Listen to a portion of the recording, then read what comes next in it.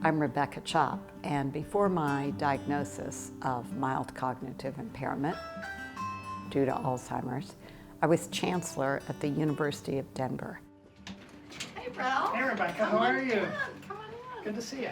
Good to see you. I went in for my annual physical. I told my doctor I was sleeping a lot.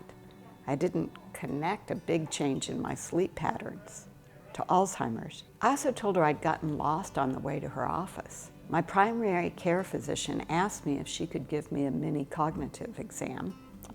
I told her, of course. I laughed, because I'd never failed an exam in my life.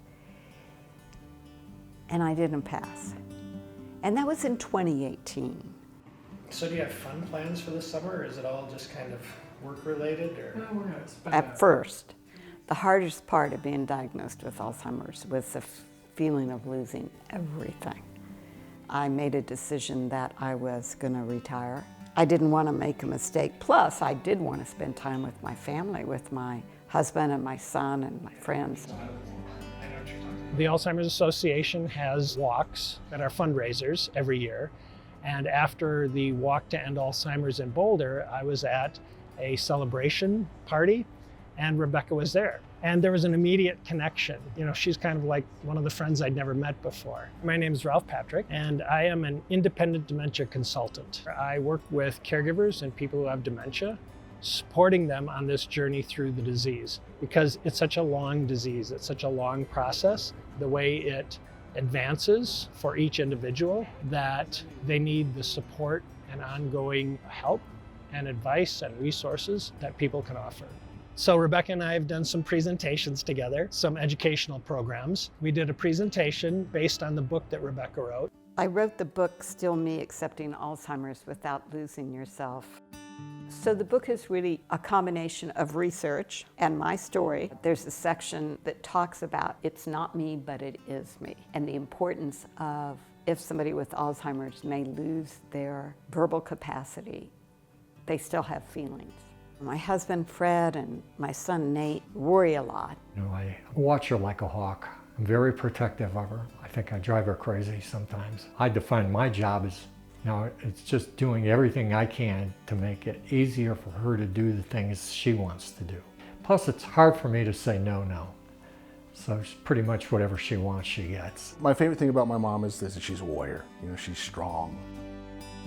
My experience of them is that they both stepped forward wonderfully. Nate and his wife moved from Fort Collins to be here to help. The time that I have right now with her is more valuable than anything. The hardest thing, without a doubt, has been not driving. Driving is, for a girl from Kansas, my independence. I started driving when I was 13 or 14 years old. People forget that she's just a little girl from Salina, Kansas. The qualities of character that came with her as she was growing up, from her dad in particular, are never going to change. So I think that's what's particularly beautiful about her. There's a definite beauty in Rebecca's story, and a definite beauty in Rebecca. She hasn't been defeated by it. She hasn't given up. Everybody would think that she was defined by her career as an academic. That's never defined her. What defines Rebecca is the fact that she's a caring, good, warm, loving person. She has integrity and does things with dignity and grace. That's just who she is.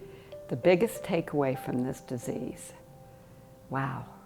is that one can face these terrible diagnoses, and with a lot of luck and help and love and support, one can find joy.